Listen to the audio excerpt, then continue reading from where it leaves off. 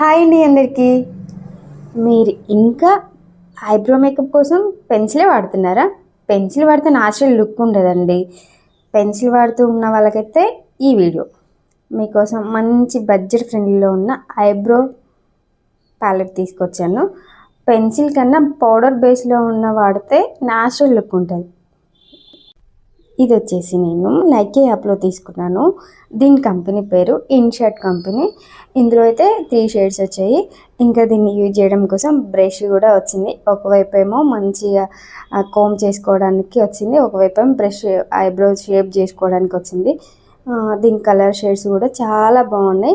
Medium colours ఎంచుకున్నా. మరీ black వేసుకుంటే బ్రో ఆర్టిఫిషియల్కి కనిపిస్తుంది, అందుకే బ్లాక్ కాకుండా మీడియం కలర్స్ ఎంచుకొని నా షేడ్కి సెట్ అయ్యేలా నేను తీసుకున్నా.